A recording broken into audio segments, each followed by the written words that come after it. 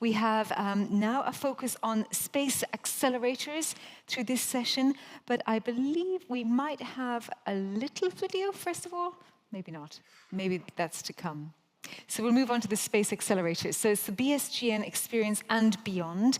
And this is really putting the spotlight on the accelerators, their role in fostering demand for new commercial services in the in-orbit market, and of course the transition as we move towards the post-ISS era. I want to give maximum time to all of the speakers. As always, there will be a Q&A on Mentimeter, not the initial speakers, but I will have a panel discussion with Francesco from ESA and Stella as well. So we will talk to them after these introductory speeches, in fact. And we're going to start with an introduction presentation from Angelique Verrechia from MEDES, and she's going to present the accelerator.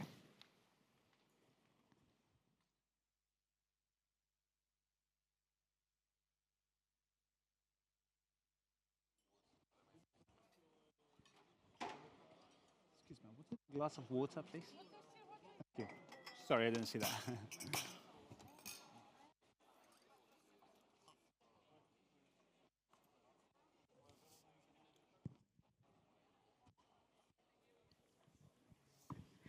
Hi everyone, I'm very pleased to be here today to have the opportunity to introduce the BSGN Life Science Industry Accelerator. Actually, there are 4 of us for accelerator, and this one focuses on the life science part. So my name is Angelique Verrechia,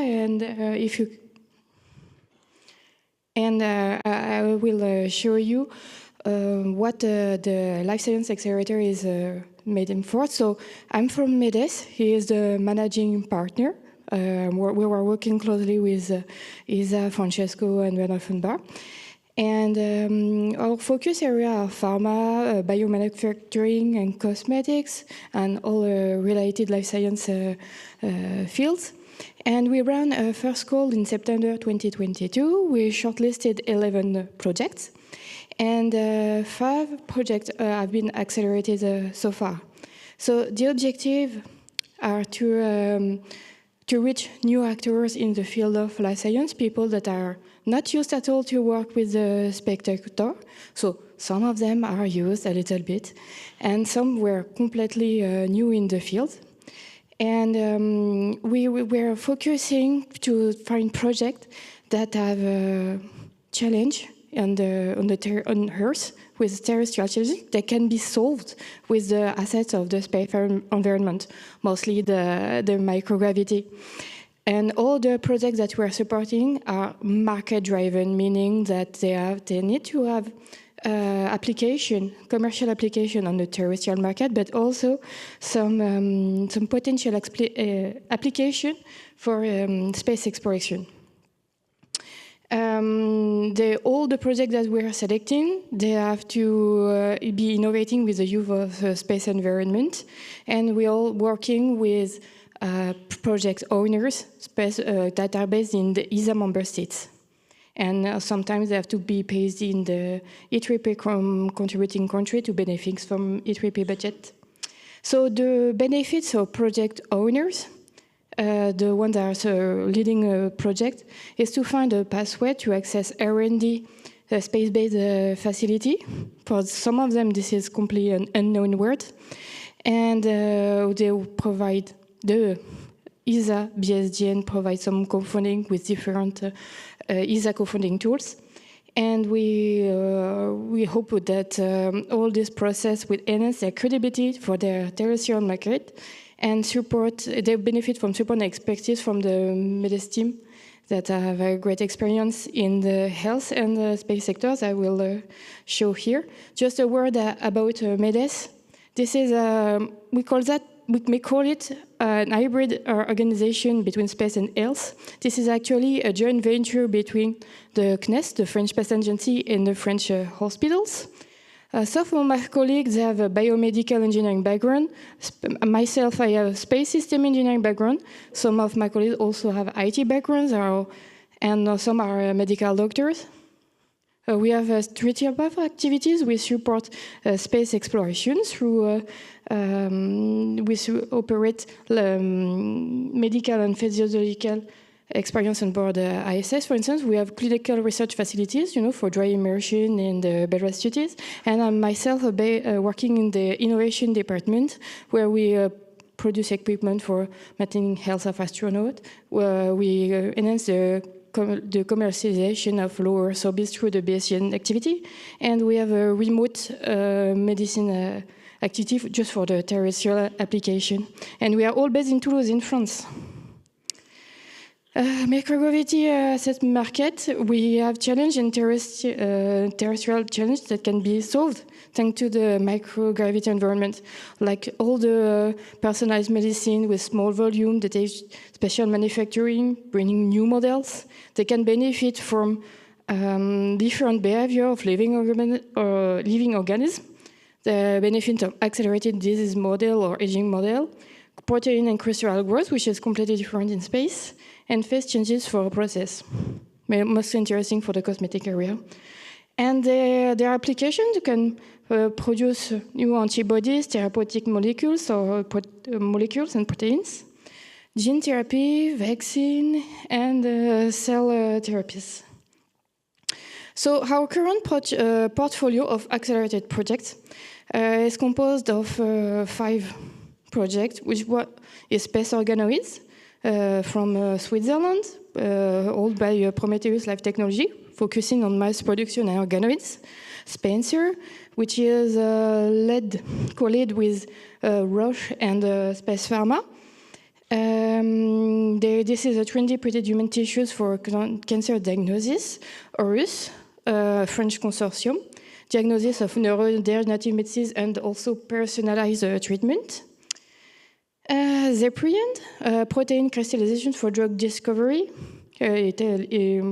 mostly Italian, and BioOrbit, based in UK, for mass production of crystalline drugs.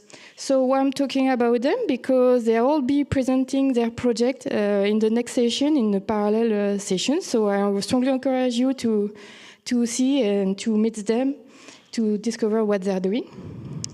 And our next steps as a life science industry accelerator now is to continue to build trust in our program with a use case that will be successful in space, thanks to our project portfolio. We are engaging strong partnerships. We are working on that to involve big pharmas and a leading cosmetic company. And also we work with EMA regulation to frame a strong framework for regulatory aspects. We aim to increase the portfolio of accelerated projects, and right now we are building ongoing discussion with ESA for a second call of projects. So thank you very much for your attention. I will be there today and tomorrow, so if you want to contact me, don't hesitate. Thank you very much. Thank you so much, Angelique, for starting out and telling us about the biopharma and medical applications for that accelerator. Next up, we have somebody who is no stranger to this stage and this event. It is Hamid Soorghali, who is the lead business strategy consultant at Satellite Applications Catapult. So please welcome Hamid to the stage.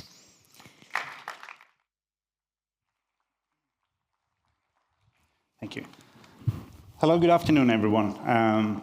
I'm Hamid Soorghali. I lead the Advanced Materials and In-Orbit Manufacturing Accelerator. Sorry, I just need to get the slide. It's here. Okay. Yes, so this accelerator is run by, the managing partner of this accelerator is Satellite Applications Catapult. For those not familiar with Catapult, we are an innovation technology organization based in UK. We support capability development, innovations, and support businesses in the space sector. We also try to shape and influence markets of space services in the industry. As you can see, here are some of the numbers. We do have a huge interest in commercialization of LEO economy, and we have a dedicated mission to this. Beyond Earth mission drives all of the activities commercialization of Leo economy at Catapult. And one of those activities is Advanced Materials and Orbit Manufacturing Accelerator. Now, this is in collaboration with European Space Agency. The accelerator focuses on sourcing, co-funding, and developing commercial projects that focuses on new materials and orbit manufacturing solutions in the space sector. We have been developing this accelerator over the last 2 years from the stages of concept to now implementation, and hopefully with the next phase that's coming around with phase 2, we are expanding and scaling the accelerator with more commercial projects. Now, we've got the services that we have so far developed for the accelerator have been targeting the younger generation innovators with high potential SMEs. As you can see, 2 of the projects that we currently have under the portfolio includes with Photocentric and D-Cube. However, going forward, we're very keen to position the accelerator to also serve and guide multinationals, larger multinationals that are interested in the space sector, to support them navigate what could space and microgravity and orbit manufacturing could bring innovations for their organizations. So nevertheless, let me go and look at some of the results and discuss with you some of the views that we have about the markets based on the results we've had. So in the first phase, we had around 50 technology development proposals that came actually from a very diverse set of organizations, both within space and also from more broader SMEs and in the materials and manufacturing sector, which was our target. As you can see, there are 26 of these proposals from Europe, but 24 from UK. So for the next phase, we are very keen to expand our partnerships with organizations in Europe that can allow us to expand the footprint of the accelerator. Now, in terms of opportunities that we see for the accelerator and the market opportunities that we see, there are four interrelating categories. The first segment that you can see in orbit testing and demonstration is essentially testing of new materials in orbit, whereby to essentially for those materials to get space heritage and open up new applications. We know, for example, Lamborghini is carrying those carbon fiber testing at the back of International Space Station for the aerospace sector.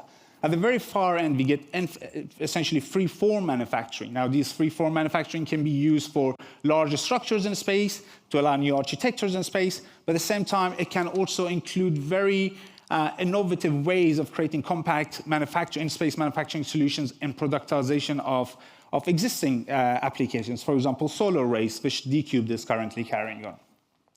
What remains is the two middle segments, which is of a high priority to us. New materials engineering and microgravity. Now, both multinationals and advanced materials sector could benefit from that.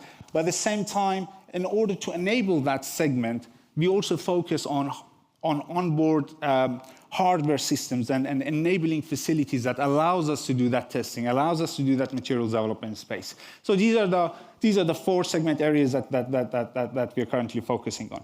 Particularly, we think that the onboard R&D hardware and facilities will be very interesting opportunities over the next 5 to 10 years, especially given that we've got a supply chain of suppliers, essentially space stations, free flyers that are coming to develop the supply chain. What does this mean? These are, as a supply chain of essentially, we've got platforms coming on board. These are only platforms by themselves. That's why we can increase and maximize potentials of these platforms if we have relevant hardware, relevant testing facilities, relevant in-space production facilities on these hardware. At the same time, we've got International Space Station coming to an end, is getting decommissioned at the end of this decade. What does that mean for Europe? So that's also another emphasis that we're trying to bring into the accelerator, that the new commercial projects that we're onboarding are looking to build collaborations and essentially partnerships with these new free flyers that are coming, that are essentially the next platforms that we are looking at. So we're very much looking forward to the next phase. We are planning and preparing for the next phase that we're launching. Hopefully, if everything goes well, from January onwards, and we are hoping to bring new commercial projects to support them. Thank you very much.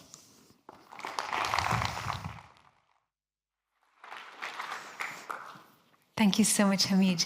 And next up, we have Mark Hauser, who is going to talk about Space Cooperative Europe and present this accelerator.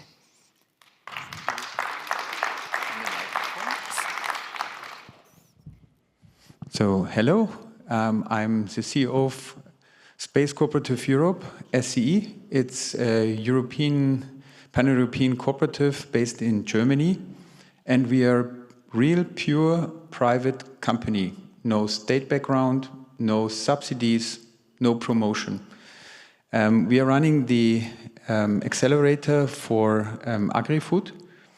And I don't want to repeat the phase one, what has happened. We had 70 ideas, which have been selected then down to 14 real projects.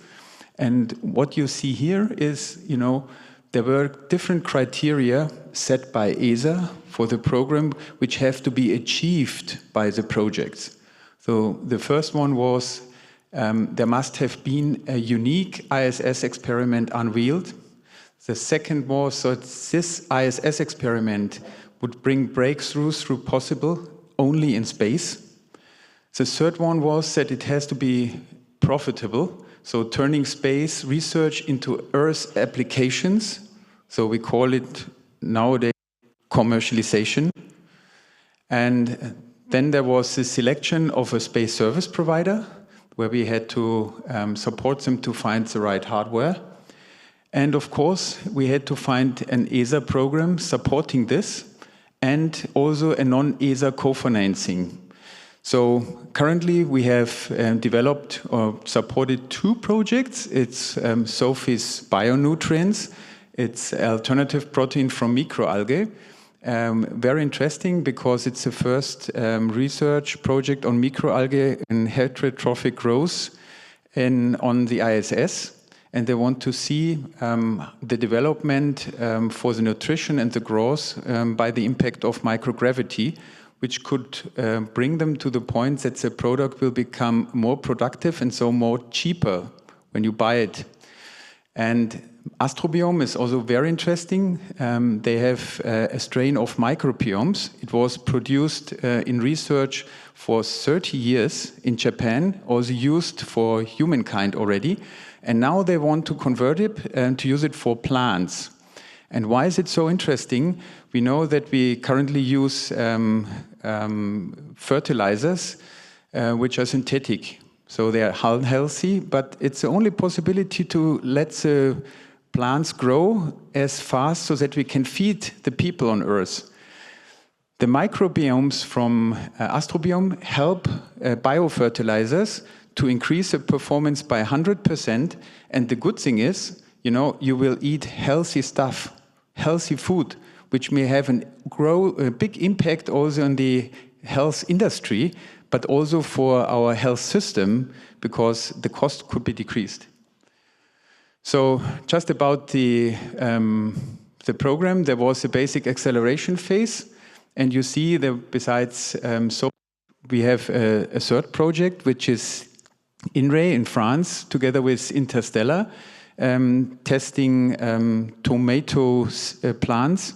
So they have a gene from the desert of South America, and they have tomato plants from South America, and then compare it with the European ones, and they want to change the DNA in space and want to see, where are the weaknesses of the European plants, and with the findings they can use it for every other plant.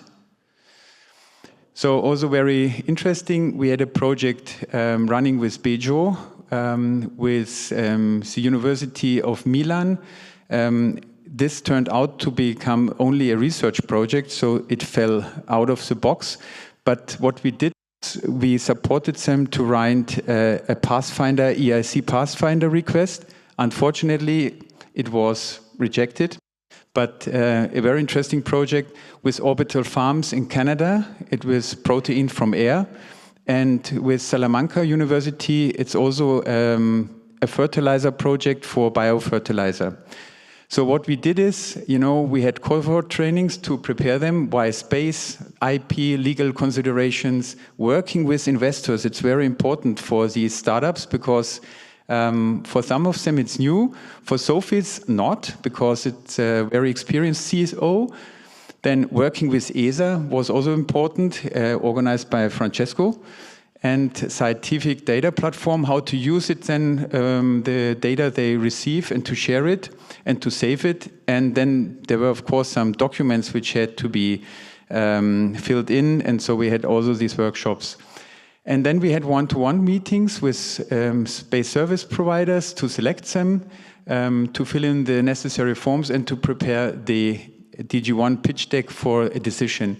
And here you see both of the projects, Sophie's Bionutrients and Astrobiome. We finally made it. So the first flight of Sophie's Bionutrients will be in May to the ISS. They selected Yuri, and they're cooperating with the Danish Technological Institute for the ground-based preparatory work and for the data selection. And also Astrobiome will have this first flight to test the microbiomes, the survival in space, in April already.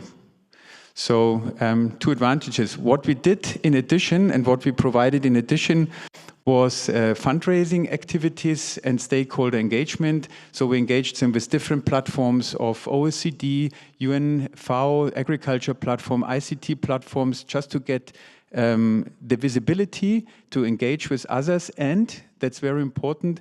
We also introduced them to VCs. And now in the next step, there will be ongoing contacting potential sponsors. You see a couple of names we have already contacted, and hopefully now there's a ready cooked experiment. They can jump on it and can sponsor them. So that's our hope. So if there is a sponsor in the room, just contact me. Thank you very much. It's always very nice to end with a call to action there. Thank you very, very much. And the final presentation for the accelerators is from Alexander Godlewski, who is going to talk about ESRIC based here in Luxembourg.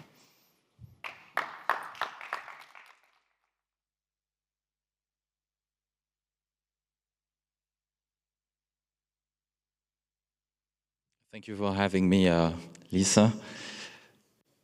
So I'm Alex Godlewski from ESRIC, and I'm going to present you the Space Resources Accelerator. I'm really excited to have this discussion with you. Last time I was at ESA Space for Inspiration was in January, and we had a lot of developments with the accelerator. So first, maybe a word about ESRIC. So ESRIC is a research and innovation center based in Luxembourg. And what is truly unique about what we do is that we have a research team working on R&D projects with corporations like Airbus and Air Liquide. But we also have commercialization activities, so supporting companies through their different phases of development using the expertise that we have in space resources. So we have a challenge, an incubator, and now an accelerator, which we kicked off in January, and for which we unveiled a few hours ago the first quote.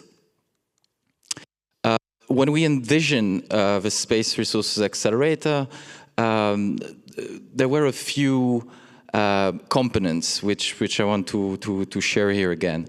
Our goal is simple but ambitious. It's really to co-fund projects which have a focus on the moon and space resources, and also contribute with the technical facilities, equipment, expertise that we might have. And so the 6 companies that we have selected will go through this phase of development with the objective to have a product service demo in lunar conditions. And when we talk about lunar exploration, I mean, it's an impressive and very challenging endeavor. And this is why we need also, aside from funding, to contribute with this expertise and those facilities that we have in Europe, so we can test those solutions in lunar environment. So we looked with ESA throughout this year at the different use cases in situ resource utilization, which you see here.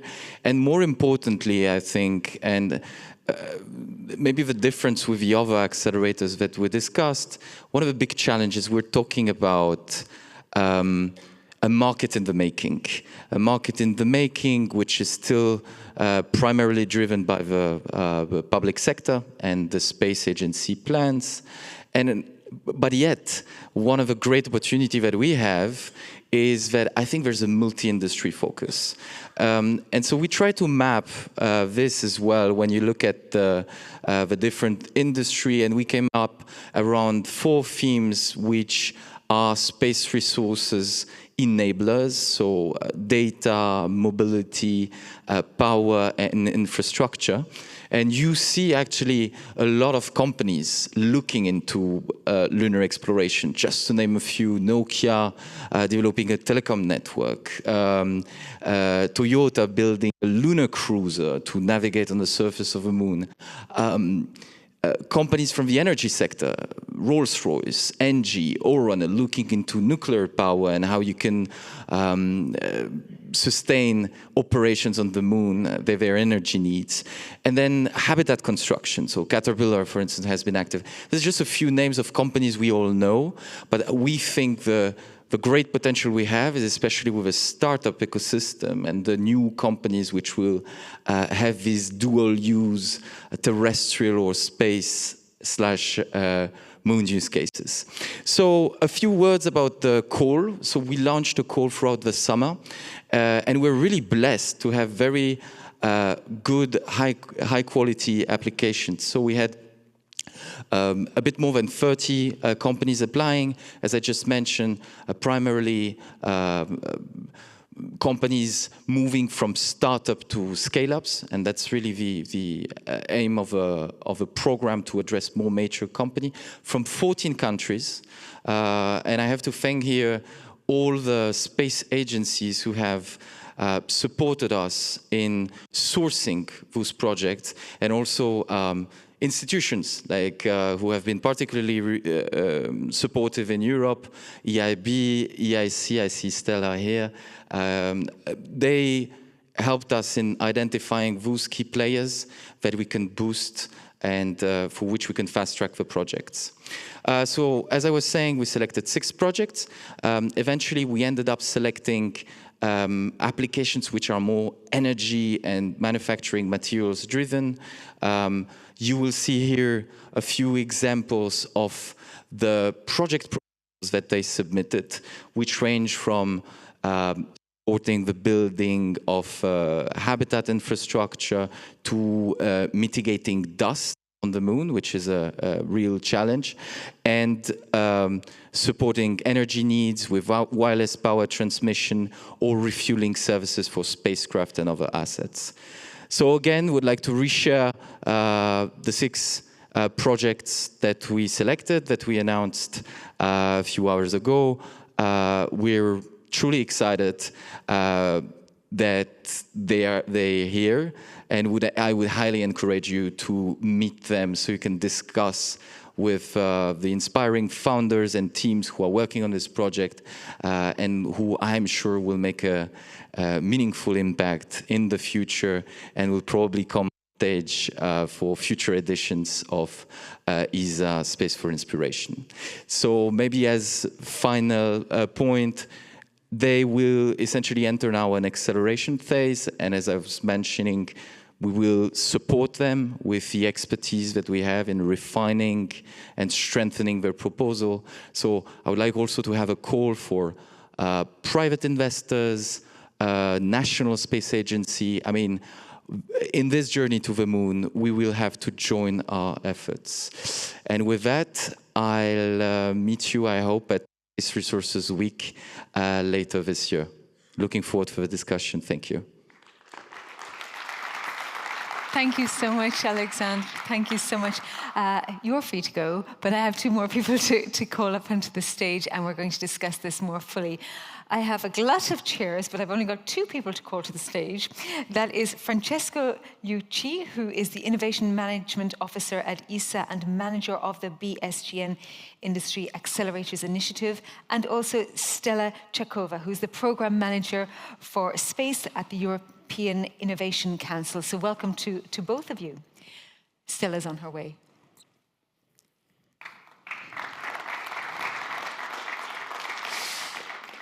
And Stella, I think you're going to start with a little presentation. Yes, correct. There we go.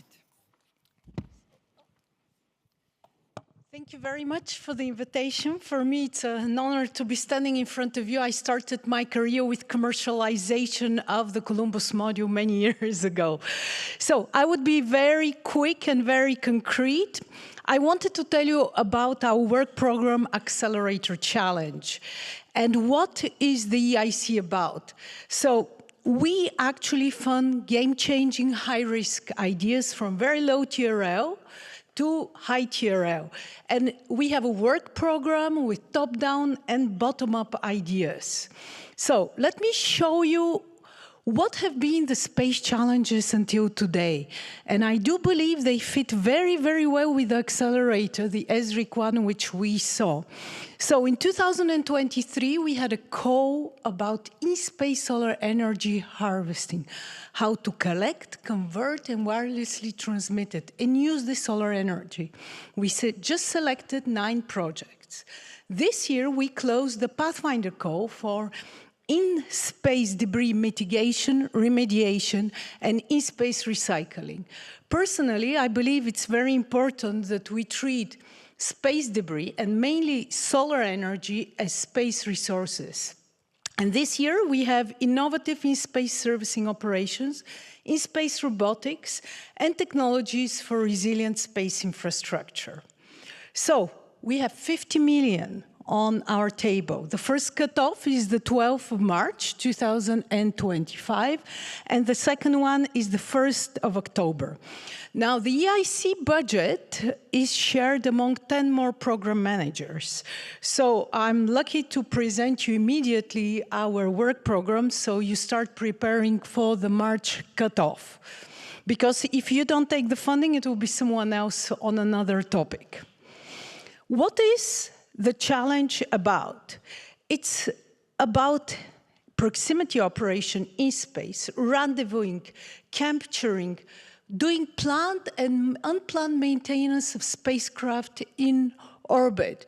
But also, I believe that we have to look at in-space refueling and recharging maybe on the lunar surface. That could be also a possibility. Or having orbital transfer vehicles. These are topics which will really push us ahead. And it's also very important not to forget the space-based cybersecurity and resilience aspect, linked not only to SATCOM, navigation, Earth observation, but in-space robotics and in-orbit satellite servicing. I believe that's a very important topic to be considered. AI for cybersecurity too is a new topic. And this is the long-term vision, and I do believe that we need to be ready. We need our European industry and companies to support each other, all of us, in this process. So we have space SME startups, space companies actually selling services to the US counterparts or other countries. And for in-space lunar surface robotics from the gateway to the lunar surface and so on. And here is a short video where if you want to just click and see what's the 1-minute one, what is the challenge about. Thank you very much. No. Please stop it. I don't know how to, I don't want to play the video. It's 1 minute, but I don't want to play. No, please. You heard me, it's the same thing. No, please. Thank you. Thank you.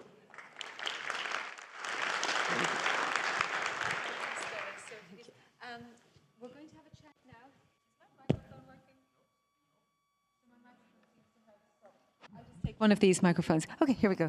Right, so Mentimeter, again, We also have roving microphones, and we have a good 30 minutes, a nice, generous 30 minutes to talk about this. So I do encourage you to send questions in through Mentimeter, but I'm going to start with you because we have not heard your voice yet. And you have been working away behind the scenes and working very, very hard on these acceleration programs. Why are they important? Yes, I'm the manager for the BSGN Accelerator Initiative. You've seen the 4 accelerators presenting their work to date. We set it up with a relatively easy model, but with a more complex implementation. The model is to try to incentivize private venture to come forward with their proposals for the LEO economy and the lunar economy. And the incentive is the ESA can provide 50% of the funding towards the implementation plan, so the demonstration of their capability in a suitable environment, being in orbit or in terrestrial ground for the lunar accelerator, for example, in preparation to then do a lunar mission. And of course, the challenge for companies are to be able to match this ESA contribution with their own funding. We've been strict in the sense that we want this co-funding to come from private sources, so the company needs to demonstrate that they're capable either to generate revenue and to be able to match with that kind of contribution, or to get investors on board, which is not easy. And we hope that via the accelerator, there is also help that we can provide to strengthen their proposition and to get more investors on board. And do you help with the finding of investors? We do so as well. The main support is really towards the technical and the commercial implementation. And by strengthening this plan, we want to incentivize investors to come on board. Let me just say one sort of summary number. The 3 accelerators you saw today related to the LEO economy, so the life science, the advanced and in-orbit manufacturing, and the agricultural one, have been in operation for about 2 years now. They collectively supported 9 companies, and we managed to get 1.7 million of private funding towards the implementation of their projects. The Space Accelerator, the Space Resources Accelerator instead is just started, but I think we have an exciting first batch. I'm looking forward to start to work with them. Well, it's always good when the numbers start rolling in and you get some stats. I want to turn to you, Stella. I want to actually just roll back and for you to give us a bit more of a flavour of what the European Innovation Council is for those who may not be aware of the work in general that you do. The European Innovation Council funds game-changing high-risk innovations. So we are a little bit like the DARPA and ARPA in the US, but completely civil. And the beauty of the Innovation Council, and we are an executive agency of the European Union with our mother DGs, DG RTD, DG Connect, and so on.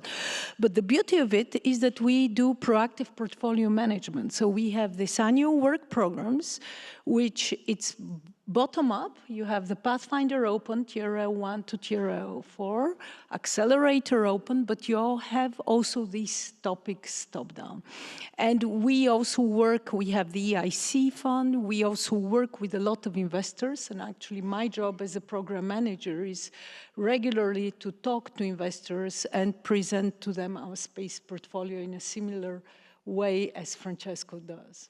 You've given us that March cutoff point. Do you have enough people applying, or is there space for more? Actually, the issue is the opposite. So on the Pathfinder Open, the success rate is 4%. But that's on the open. On the challenge, the success rate is, for example, for the accelerator, is 12 to 15%. And it's from whole Europe, from all the European Union member states.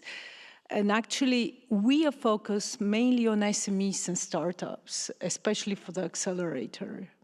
And I believe we do have that model because we provide not only the 2.5, but also equity. So there is a strong interest there. I think people in the room who may be interested in applying, they might need some tips. Well, for the accelerator program, okay, I would give you, that's a very good question, Lisa, thank you. The first tip is you have to be very clear on the innovative part of your technology or the idea you're proposing. The second tip is you should really focus, have to achieve TRL 5 or TRL 6. So this is a big issue. And the third part is you have to show commercial customers, but not only letters of interest, but really show sign. So it has to be very much customer driven because it's about scaling up this program. You have the EIB, which after that invests on the equity part and support. So if you are not sure that you're ready for equity, don't go for it. Just go for the grant if it's possible. Okay, good tips there. First of all, I can see a couple of people have written in questions, and hands up again for any questions in the room. One of the questions I will come to, actually, but I just want to kind of steer back a bit, which is that all of this is because you're thinking about the post-ISS. We've heard it repeatedly this morning as well, and the commercial opportunities for the upcoming lunar economy. So do you think you have the right acceleration programs in place? I suppose you have to say yes. Okay, what could be improved? Yes, I mean, of course, but there are differences. Of course, there are different markets and different challenges. For the LEO economy, you spotted the main theme, really. I mean, we are moving from the ISS era to the post-ISS era, and a lot of things are going to be different. There are going to be more commercial station, new services coming on board. So not only stations that they are similar or comparable to the ISS, but there are going to be a lot of new commercial providers that maybe offer a quicker way to offer time in orbit to do experiment. And we think this is a great opportunity because the landscape is going to be probably more open. And in this environment, the accelerators for LEO are really there to support the demand. So the support is primarily driven to new customers.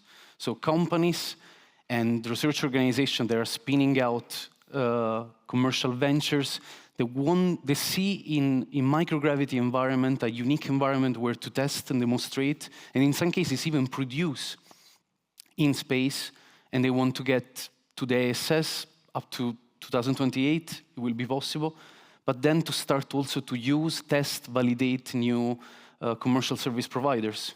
So I think in this way, the role is really crucial to bridge this gap and to try to not make it a big disruption in this gigantic moment in the space industry for LEO. There will be, as you said, post-ISS, a lot of new people on the market, needing the new customers as well. But we also had the comment, should there be more collaboration in the future? What do you think about that? Absolutely. I mean, one of the things we are working on and we hope to be able to implement in phase 2 is that beyond the cohort structure, so what we're doing with the accelerator, having public calls, asking for company to come forward, having the 50% model funding, we also would like to implement partnerships and challenges.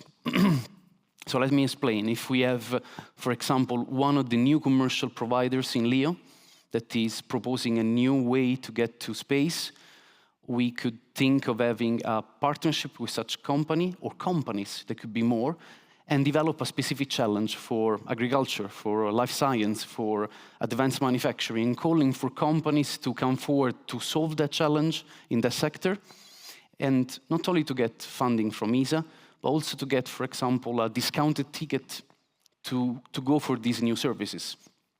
This could be a model, but we're thinking that there are a vast arrays of partnership we can establish with terrestrial players that want to push the technology boundaries and move to space or have dual uses, which seems to be something that can grow more in the future. So we're really open, and this is very openly a call to action for any company that is interested in joining and exploring partnership opportunity with us and with the BSGN initiative. Thank you. And Stella, you will, through your work, see a lot of the emerging trends in terms of technology and also commercial innovation.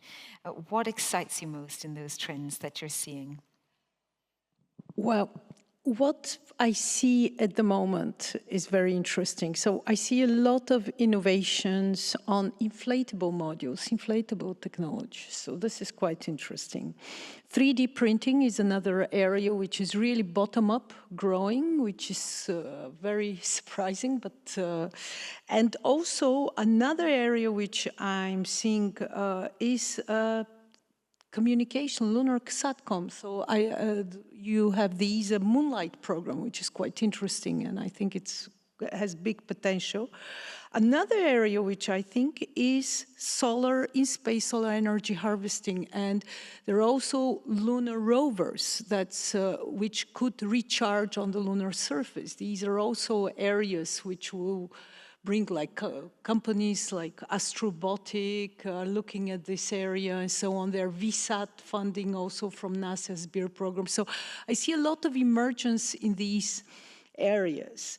Now the big question is which will pick up as commercially and which will build as a market. And I think this is the question we are all asking ourselves.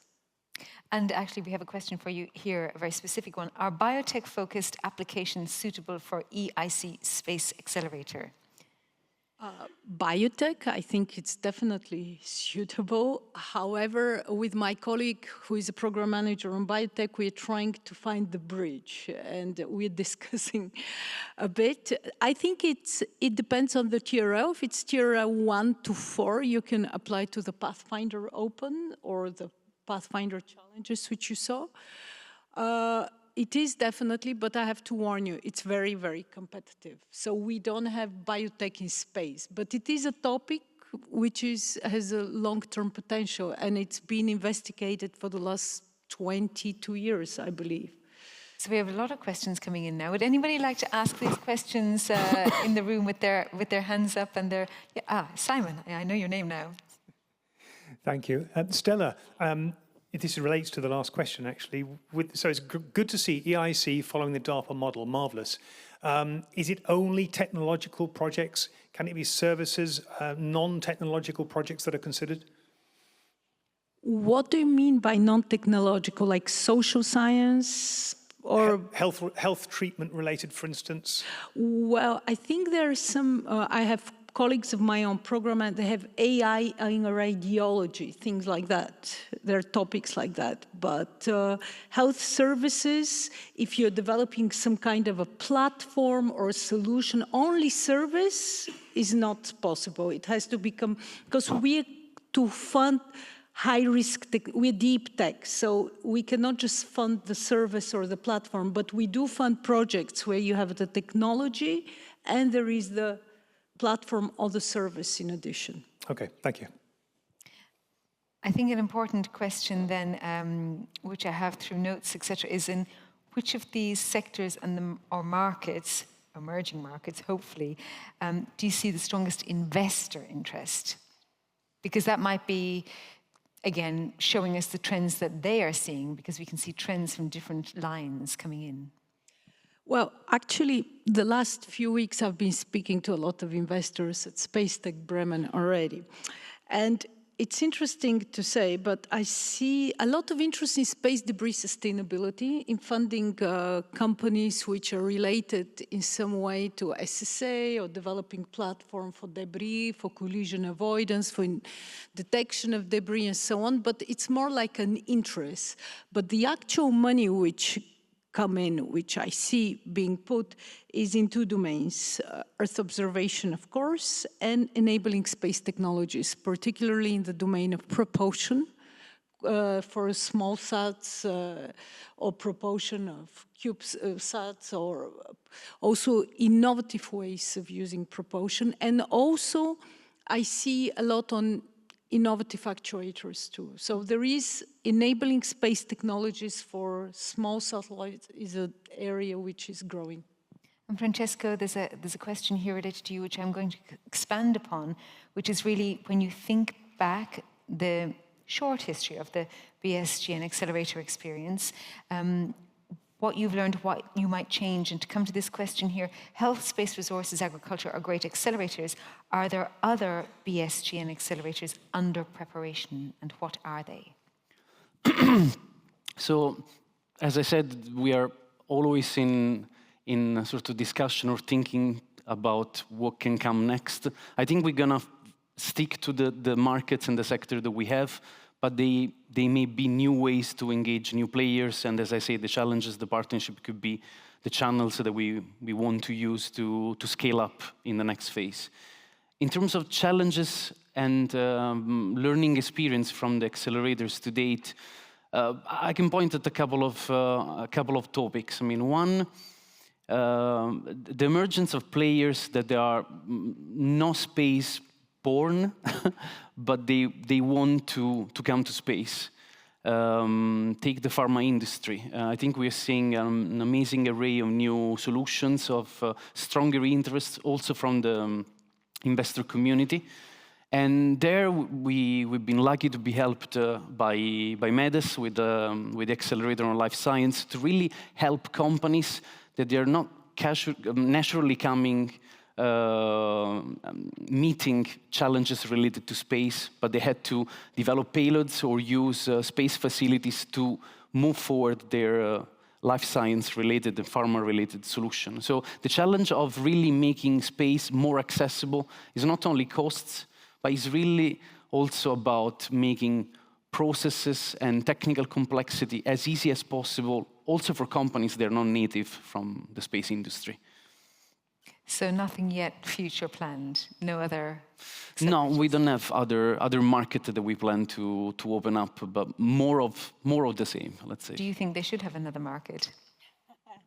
This is a very good question. Well, I personally think that they've targeted, and they've, particularly with the last accelerator from ESRIC, it covers also in-space solar energy harvesting, lunar surface robotics, all these areas. Maybe osteoporosis research could be quite interesting, linked to medical and, of course, drug development. But I saw there was a presentation from MEDES on organoids, so that could be...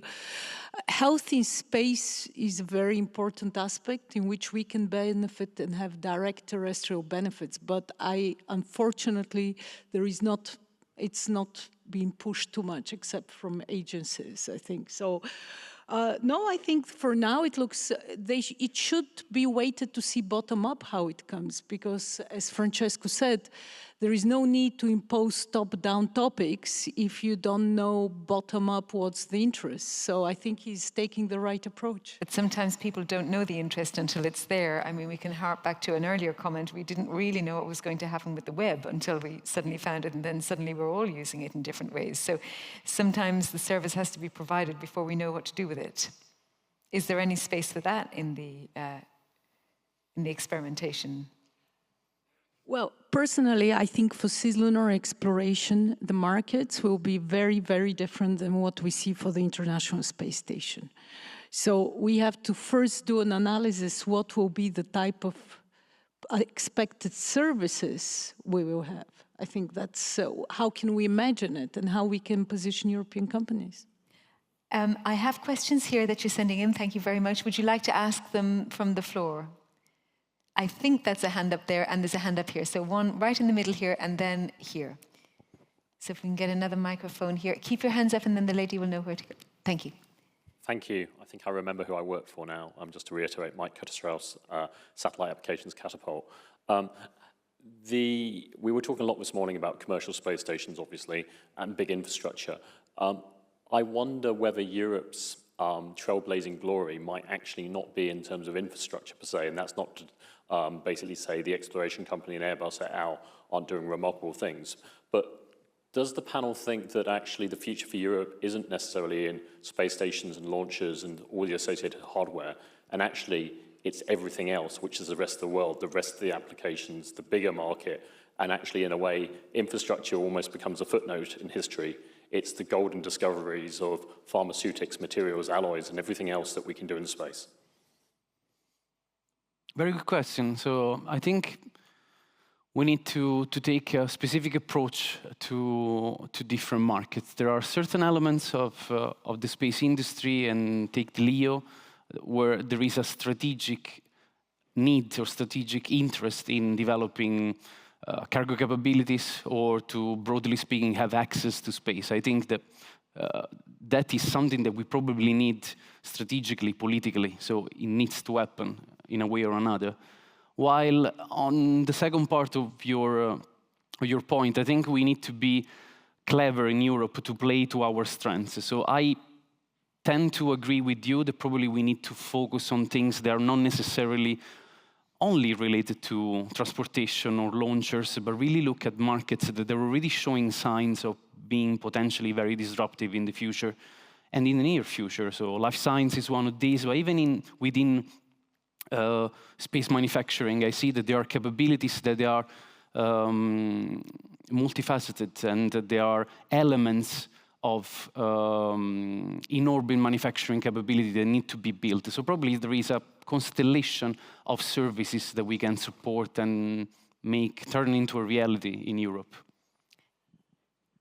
Well, for me, this is a very political question, so I will be also in a very operational way. I first think we have to look at the lessons learned from the ISS for Europe. And one of the lessons learned we had is we built the Columbus module without no access to the Columbus module. So I think we shouldn't put ourselves in the same situation where we don't have the hardware. Okay, so that's first point. Second point is I do believe that you cannot have successful services if you don't have good hardware on which you can build upon.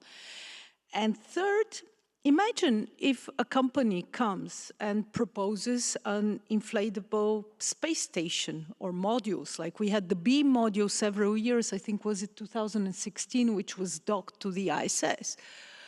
Are you going to say, no, we're not going to invest in it because we'll invest only in services? So in a similar way as Francesco says, we have to see how things develop. What is the direction, the bottom-up need? I don't think we should close all the doors. We should see how the markets will evolve, and they should be customer-driven. And we need to focus on market-driven innovations. That's important, I think. Well, it seems to be a theme reiterated through the course of the day. We have a question here. Thank you so much for sharing your insights with us. As a founder from Germany who's focused on the pharma and spheroids cultivation, I'm particularly interested if you could please elaborate more on the osteoporosis studies, on the pharma and drug testing related questions. I think he's looking for very, very good hints as to how he can apply. Exactly. Just are there any opportunities at the EIC exactly? So we heard about MEDIS, but is there anything else at the European Innovation Council? Thank you. It's a very good question. Unfortunately, at the moment, there isn't. We wanted, 3 years ago, I wanted to push the topic with a colleague of mine, another program manager who was on health and space. So the only option is to go through Pathfinder Open, and the deadline, if it's TRL 1 to TRL 4, the deadline is the 20, I think it's in May this year, or beginning of May, or Accelerator Open. But I can put you in contact with my colleague who is a program manager on in that domain. Now, for osteoporosis, I still believe there is a huge, huge potential, particularly in drug development, but mainly in bone measurement equipment, because this is an issue which a huge majority of women suffer from osteoporosis, and there's still no proper machines doing scanning. And only on being flown on board the ISS, you can miniaturize them, you can have a control environment, you can see how astronauts lose bone and mass and actually develop therapies which will be in benefit. And I personally think it's a huge area which should be exploited, and it hasn't been. But that's my personal opinion, please, on an operational level, yeah? Well, that could send us down a whole alleyway of medicine and women, but we won't go there. And maybe astronauts will be the answer to that. Any other questions from the floor? Yes, we have another hand up here. And if we could ask quick questions and quick answers, because we've only got a couple of minutes. Yes, thank you, Joost van Toorn from Alatir. Quick question on the EIC Accelerator. You mentioned the strong focus on now being at working on TRL 6 level. How do you see that it's compatible with being innovative in biotech and space, where typically it means that you are at clinical testing and having already flown? I mean, how do you want to balance innovation versus this very high TRL level for the accelerator? Well, actually, I have one now project, a space pharma one, which is part of my portfolio. You don't need to have it flown as hardware, okay? Lab environment is sufficient, but don't use the ESA requirements for TRL. They're higher, they're more complex. Use the ones in our annual work program, okay, as a reference, because when it's EIC, we use the ones in our work program. As soon as it's lab, or proven, it's fine. Because if you enter in our space portfolio, you get fast-track IOD, IOV. With our colleagues from DG Defis from Pillar 2, we have made this arrangement. So not to worry, okay? Not to worry. There's a wonderful last phrase. But I want to give the final word to you, Francesco. Actually, we have a question here. It'll have to be a quick answer. With the growing number of accelerators across Europe, each supporting different TRL levels and projects, how can we ensure visibility, collaboration, and a recommended pathway for participants? Well, beyond events like this one, where we have the chance to be on stage and showcase what we've done, I think that the best promoters of these accelerators are actually the projects that we support. So their success become our best way to demonstrate that these accelerators have value. And we already have companies that are demonstrating to be able to go in space and demonstrate their technology, to raise funds, and hopefully in the future we'll demonstrate more and to be able to launch new services that are fully operational, both in the LEO economy and in the lunar economy. Well, since you've answered it so concisely, I'll throw in one more quick one. Are we at risk of duplication or misuse, and how can we create a more cohesive and effective ecosystem? I don't think there is too much risk of duplication. I mean, one of the things I want to finish saying is that if you look at the Space Resources Accelerator, for example, I think it's a great example of a program that balances demand and supply. The aim is to build the supply chain for space resources. So we are taking on companies that we know they may end up being one, the customer, or another. And this is the approach. If we keep in every program a balance and a look for supply and demand and trying to grow them together and in parallel, I don't think there is a risk of duplication. The problem is when we focus too much only on one without taking care of the other. Any final thoughts?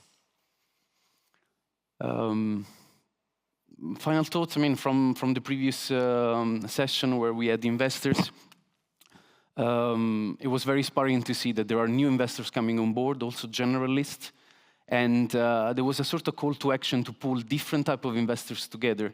I think that's a fantastic idea, where to have big VCs, angels, generalists that come together and maybe create big rounds. So I hope that we can see more of these in the future. Thank you. And Stella, any final thoughts? Well, my final thoughts is that it will be mainly to the companies in this room are, please be careful with over-optimistic market estimates.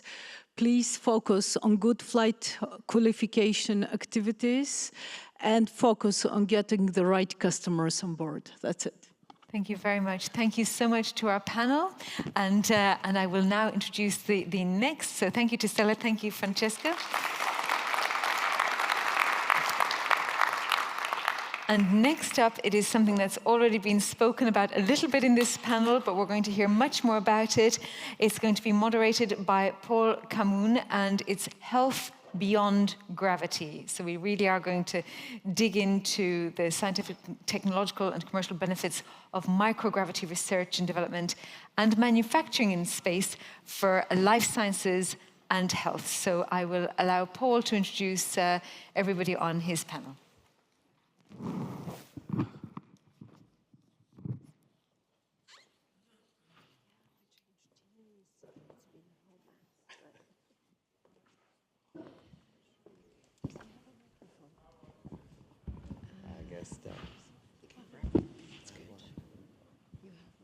Thank you very much. Thank you, everybody, for being here. Thank you, ESA, for the invitation to have this Health Beyond Gravity roundtable. As you can see on the title, we are fairly focused. hard to focus because this field of health from space and beyond gravity is actually becoming more and more huge. And we like to people realize that.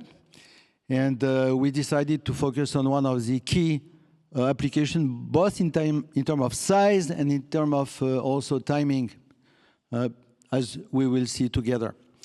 So just a few words of introduction before I introduce all the panel. Clearly, space microgravity is affecting all biological systems at all scales, from cells to organisms. Something surprising for people who come from astronomy, where gravitation is the main force in the universe. You don't expect it to play such a role at the micro, even nanoscale level. Clearly, the 20 years of experience with the ISS and the shuttle in particular, with thousands of experiments, have laid the groundwork for commercial enterprise to take over. There are not that many companies today doing commercial, but we hope there will be more and more. And there will be more and more if potential customers realize the potential. That's why also we wanted this roundtable as a kind of trampoline to the event of Health from Space, which will be held again with ESA in April. And it's very important to motivate the different parts of the community. And little by little, we are achieving this goal, involving companies, involving research institutes, and so on. Clearly, the results have been, so far, for those 20 years, in showing drug formulation, which some pharma companies have taken advantage of. Of course, we mentioned muscle, bone studies, not only understanding the decay, but even some companies have started to develop solutions for regenerating bone. And the link between this physiological change which happened in space and medicine in general, in particular regenerative medicine, and also in longer term scales, the longevity, is in itself a huge topic which everybody is concerned with, because everybody, hopefully, one day or another is getting old. And hopefully life should be extended as much as possible, except for people who are afraid of retiring, because some people said, but if you extend life, then what about the retirement? So clearly, most people would like to do more and more, and the universe is so big that we need more time to explore it. So the accelerated degenerative physiological conditions in space having been used to accelerate research in aging, of course, and in particular finding anti-aging therapeutic treatment. This is existing already. This domain has been extended even in more sophisticated areas such as stem cell research. And many discoveries have been made, in particular with mesenchymal cells, which have been discovered to be able to be reused for regenerative medicine. This has been discovered in space, where the immunosuppressive characteristics of these cells can be used, in particular, for regeneration medicine. So all these have been discovered thanks to years of experience of the ISS. So now the question is, how can we go forward? How can we bring actors together? And for this roundtable, we have decided to bring a very diverse panel, with, of course, experts from regenerative medicine and longevity, but also investors in these domains, and people from ESA who are overseeing these aspects. And so I like to welcome to our roundtable first one which would be how to expect Luc Aguilar, Chief Scientist at L'Oréal, in charge in particular of aging activities. So Luc, if you want to come and you will present yourself. I like to invite also Nico Helling, who is an investor in particular in longevity, but not only. Thank you, Nico, and you have a chance to present a bit more. Matteo Moretti is the director of the Regenerative Medicine Institute at the University of Svizzera Italiana.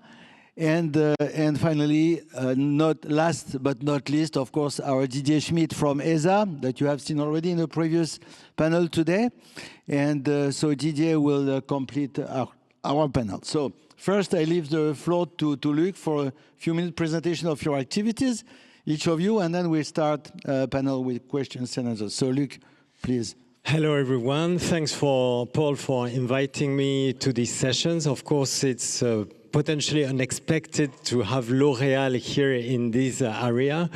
So, of course, we are skin experts, and I'm the Chief Scientific Officer at Research and Innovation of L'Oréal. And we are passionate, of course, by understanding the skin and the hair and the skin trajectories over years. And of course, we are all aging, and space is, we believe at least, is an environment due to extreme conditions and due to the accelerations of all the changes that occur in that environment, may be a right place model in order to accelerate innovation within, of course, our own business. Thank you, Luc. Nico? Yeah. Hello, everybody. It's a great honor to join this panel today. So my name is Nico Helling. I've been investing in private equity and venture capital for more than 25 years. First for international banks such as UBS and British HSBC, later on for international funds like Montague and Ambienta. I've transacted more than 5 billion euros across different industries with primary focus on healthcare. Healthcare, and more specifically longevity, is also my field of interest and my primary investment focus. On longevity investments, I cooperate and work with Quentlin, which is a venture capital fund based in Boston, entirely focused on companies that innovate in longevity.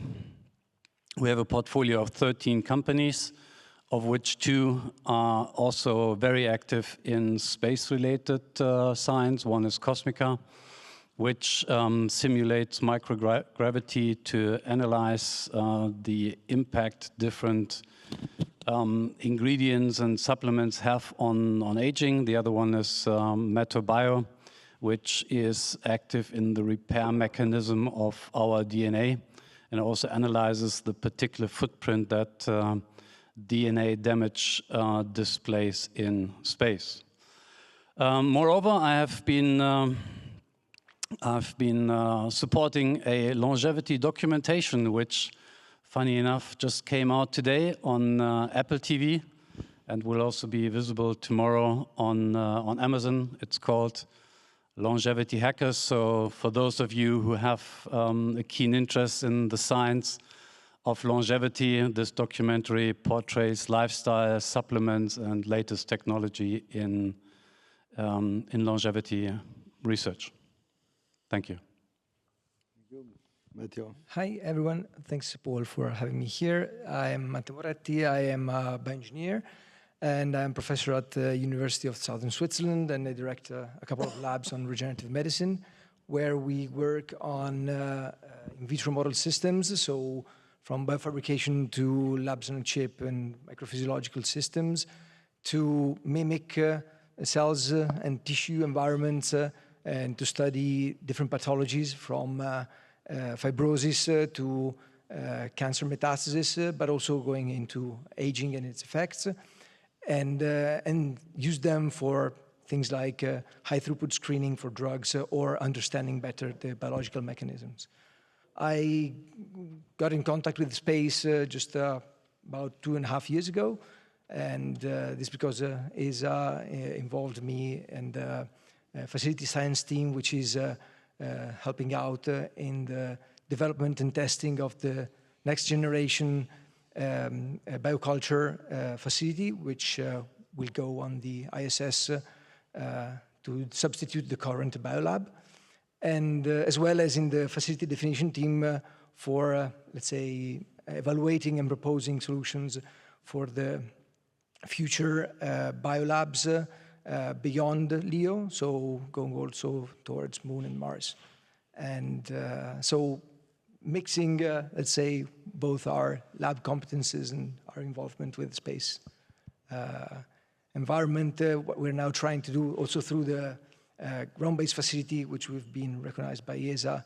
So trying to have a look at how all these systems are affected and behave when subjected to space conditions, and how this can be useful not only for space, so space for space, but also to bring back things on Earth. Mm-hmm. Yeah, first of all, sorry for being late. I had a back-to-back, had to give a talk on another session, something very far away, refueling, but still needed for our activities later on. Secondly, apologies also from Angelique van Orbergen. She could not make it here. She has been appointed recently as the chief scientist in our program, so she has a lot on her shoulders. I was here anyway. You mentioned a background. My background has to do with this. I have a PhD in immunopharmacology, and I'm a medical doctor, so she thought I could do the job. I'm not sure, because this was long ago. Anyway, I was also head of the life science program at ESA between 1997 and 2006. So I have ancillary knowledge of the topic. Okay, thank you very much, all of you. So let's start an exciting debate panel. So clearly now the symbiotic relationship between space exploration on the one hand and advancement in biomedical research in general is obvious for everybody. It's increasing also with time.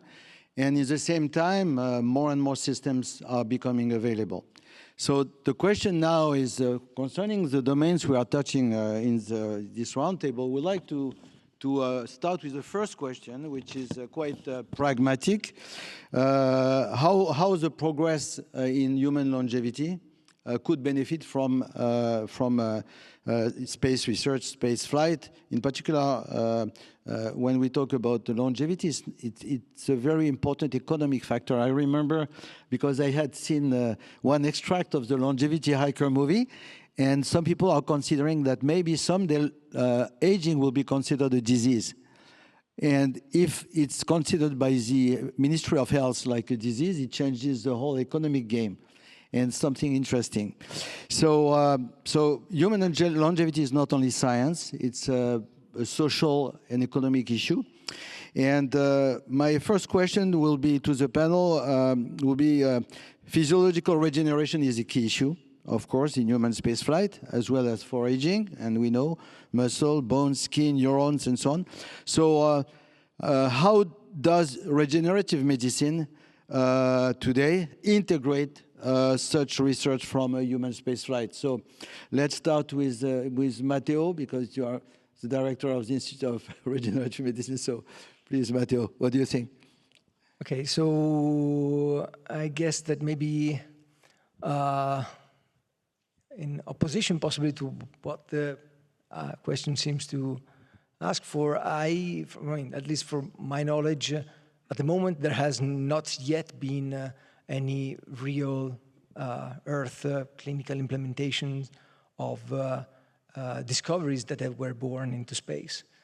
And of course, this may be due to different factors. On one side, I guess that research into space has, in many cases, up to now, been directed more towards solving problems for people who will be in space and not really for getting back to Earth solutions. And on the other side, our knowledge of the biological behavior and of the consequences of space exposition possibly is still building up.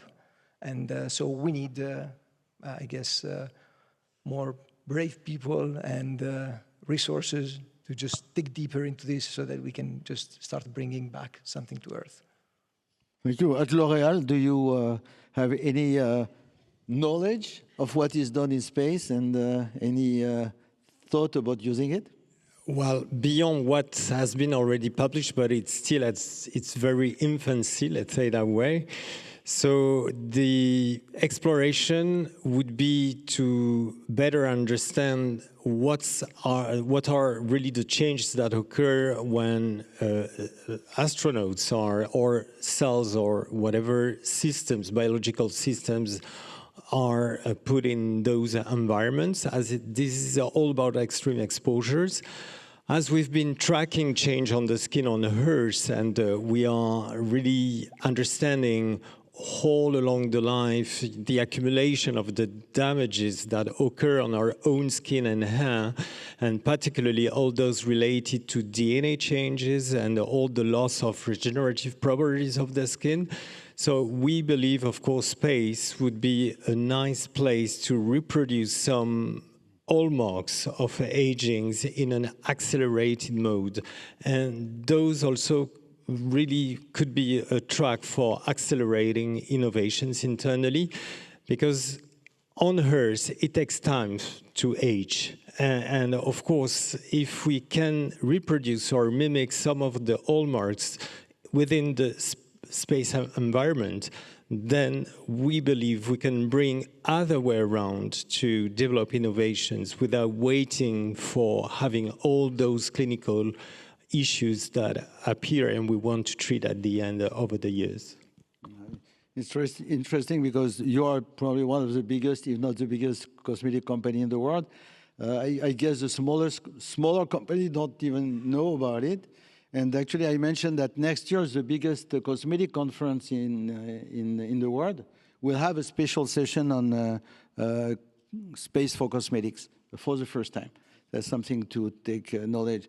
Didier, at ESA, did you push for the use of those data or the connection to the community, which could be implementing the discoveries, is still too distant, I would say, too far?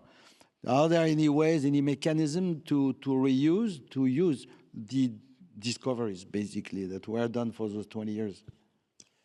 Yeah, I mean, let's start with a bigger picture first.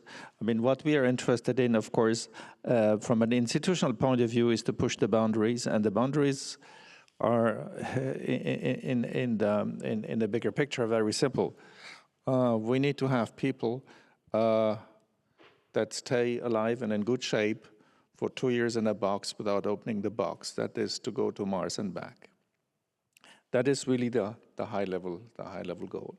Now, I was about to say whatever it takes, but that's more for a French president to say,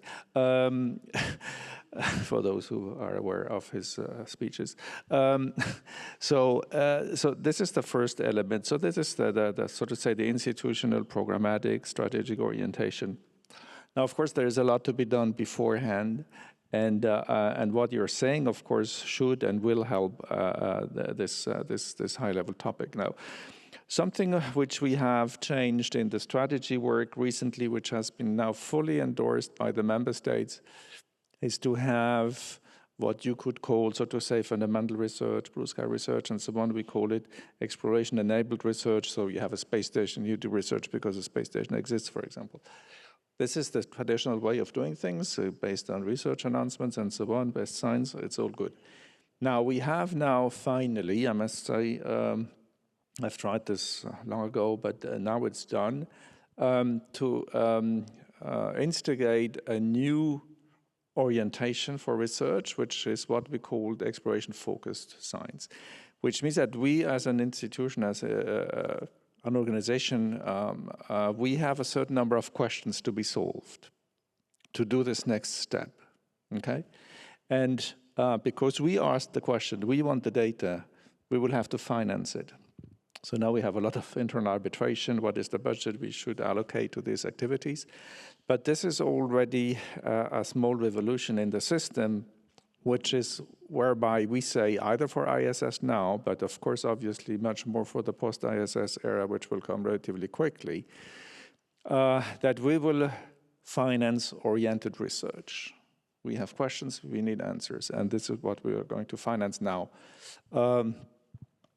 Will it be completely financed 100%? It is a PPP. It depends on the subjects. If there are industries, pharmaceutical industries interested in the same questions, we're here to co-finance. Absolutely, you see. Now, there is, of course, another element we want to continue under Bernard's leadership, who is sitting here, is to give incentives also to be able to have quicker access to our infrastructures, be it free flyers or ISS and post-ISS, where we are still willing to help on industries who are not so knowledgeable about the field and so on, and to give them also incentives by providing crew time and maybe upload and download and so on. Talking about upload and download, we're now fully committed to have this LEO cargo return vehicle development, so which is a 4-ton capability up and 2 tons down, either as a free flyer or in docking to the station and post-ISS, which will give you also an immense opportunity to have to develop activities that could be used either free flight or even using the space station as a destination. So we are, as I said, fully committed, and then it's really up, bottom up, so to say. It's the user who have to tell us what they need. We are experts, we have expertise and so on, but our expertise is relatively limited. Things go so quickly. That's why I say I have ancillary knowledge, because I know how fast things go. And we have also to say that we have done mistakes in the past. We have done mistakes when we have developed multi-user facilities, which took 5-10 years, if not more, to develop and to maintain and so on and so forth. We have to be on a complete reverse orientation, where it's not the space industry who develops the hardware. I don't want this. This is getting nowhere. It needs to be standardized equipment, so to say, top-notch, that goes very quickly to flight. In 2001, I was in a confinement experiment in Moscow. I wouldn't do it today. Where I was using a hardware which came off the shelf. And the Institute of Biomedical Problems, they said, we have exactly the same on the Mir station with minor modifications, If at that time I had asked our industry to do this, they would have come up 5 years later with a 50 million bill and a complex thing which would have failed in flight, honestly. So this is also something we have to change completely. So if you want to go fast to orbit, we have to count on the ones who know what they talk about. Okay, thanks a lot, Didier. Nico, you are the longevity expert here. Do you think anybody in this quickly expanding of longevity, is anybody integrating the space dimension in the community you know? Absolutely. I mean, first of all, let me say that research in space is of tremendous importance to longevity, the industry and scientific insight. So the way it works today is, of course, you have a theory, then the theory is tested in vitro and later on in mice, because mice have the beautiful feature that they only grow up to 2.5, 3 years in the lab, maybe 6 months in the wild. So you can really see how aging processes unfold in mice. Now, doing this in humans is quite a challenge, also because we can't control humans as much as we can control mice in a cage with the same food and the same temperature and the same social environment and so on. So there's a multitude of factors that actually drive aging, amongst other stress, so many social factors too, not only physical characteristics. And the beauty in space is, the beauty or curse, depends on your perspective, aging happens much, much quicker. And it also accelerates aging differently in different organs, so differently for the cardiovascular system, for the brain, for the immune system, for bone and muscle mass and so on. But it is definitely an acceleration. So what we can do for longevity research is we can test interventions and we can develop new interventions in space because we can directly observe the impact it has on humans. And whilst the sample size of humans in space is still limited, we can also use these insights to develop models, also artificial intelligence models, to simulate the impact that low gravity has on the human aging process. So I mean, here, longevity and the purpose for the idea of having humans traveling through space, not only to Mars, but also to places further away in our solar system, like, you know, take the Saturn moon Enceladus, which is covered by a crust of ice, and many scientists believe that there's some life under the ice crust, also because there are some methane eruptions every now and then, which is a biological byproduct. But if you would want to send humans to the moon Enceladus, it would take about 7 years at the moment with our current technology. So if you multiply this 7 years to Enceladus, 7 years back, that's 14 years, and you multiply it by age acceleration of 20, that's well beyond the lifespan of humans at the moment. And that's only within our solar system. So yeah, I mean, space research, space science, and longevity are very closely intertwined. I'm absolutely convinced. So I will ask to all of you a very concrete question from the man of the street. I would say, which human organ would most benefit from advance in space research and in space manufacturing? I would say in the short term, for instance. Which kind of organ could most benefit in the short term from discoveries made in space? I would say it's skin. Skin? Because it's less three-dimensional. We know that regenerating organs in space three-dimensionally, it's easier, but it still is a challenge. Skin is a little less complex, and there's a lot of research already going on. You agree, Luc?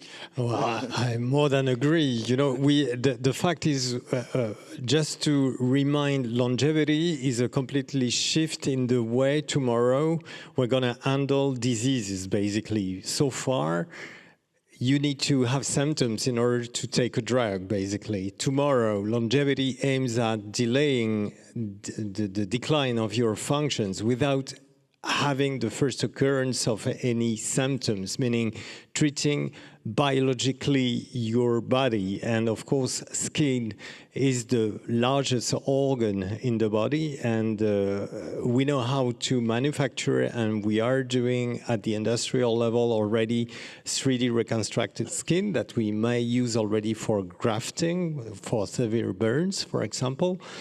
Tomorrow, I believe understanding, you know, what's going on and treating all these skin issues, or even identifying diagnostic, because it's really easy to capture what's happened on the skin, maybe a window to better understand how healthy you are, basically in all the other organs. As we know today, they are all interconnected. So this is also a way to starting working on skin may help tomorrow identifying change in all the other organs faster, and of course identifying new ways of interventions in order to biologically treat the alterations before the symptoms occur. Is there any Matteo or Didier, are there any competitors to skin, like for instance retina or whatever, artificial bones or whatever? What? So I guess that, I mean, I agree. I can agree with skin, maybe from a slightly different point of view, just because in the same way that it has been the first to benefit from, regenerative medicine discoveries. It's the easiest one to observe. It's the easiest. It's one of the easiest ones to access and to actually engineer. And so it would make perfectly sense that it would be the first one to be able to benefit from all the research that has been done and that can be done. To follow up with skin, I guess that from a regenerative medicine point of view, if you mean it acting through cells, if you want, I guess you have the musculoskeletal system, bones and muscles, basically, which have been studied a lot from astronauts on the ISS, and again, also within the current regenerative medicine scenario are in particularly bone and cartilage are the upcoming ones. You mentioned retina. I guess there's already a company, Lambda Vision, who started addressing it. You can define it regenerative medicine, absolutely. Although from my side, or better from what I do, since it's acellular treatment, I would classify. I mean, it's proteins, but it's more like within the, if you want, biomaterial or matrix, not cellularized products. So yes, it's always regenerative medicine. Then it depends how you define it. Didier, what about the 3D printing, bioprinting at ESA and beyond for organ regeneration or whatever? Yes, sure, but I would like to rewind a little bit. Yeah, sure. Because I see this as a somehow. Let me put it this way: we will issue by the end of December an invitation to the enterprise industry to develop and test a deep space habitation simulator.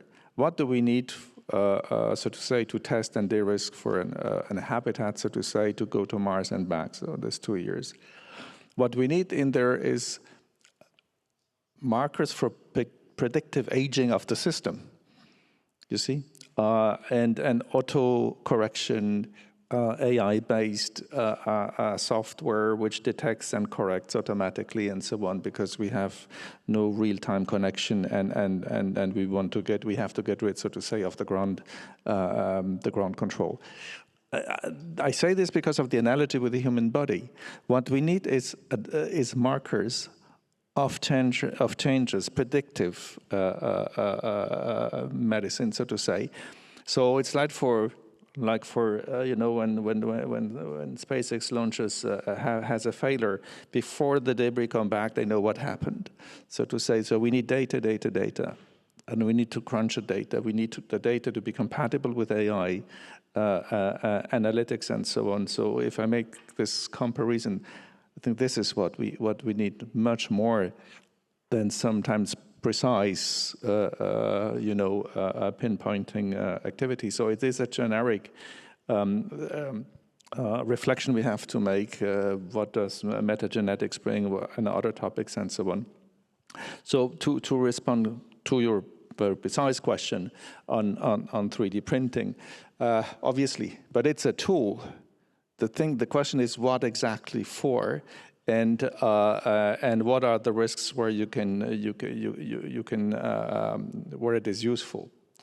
That changes quite a bit. You can do 3D printing in 100 different ways. But to choose which ones and what to test, you need a little bit more brain power than just to rush into a technology. That's also one of the mistakes we usually do. We rush into technologies because I'm surrounded by more than 3,000 engineers. So no, I know what this is.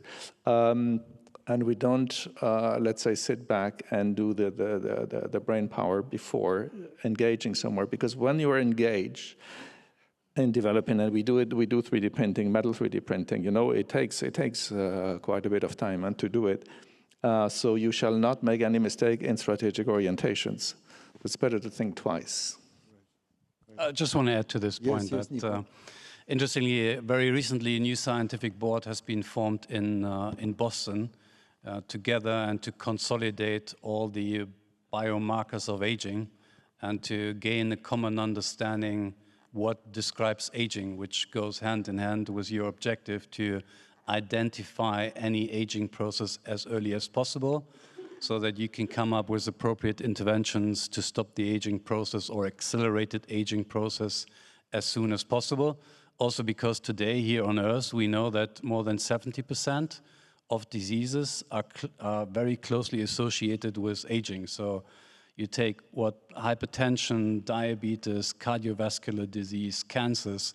I mean, most of these diseases account for the vast majority of our healthcare spend, right? So this is extremely closely intertwined. Thank you. Keep the microphone. I have the next question for you, Nico. Yeah. Let's try to go into the economics.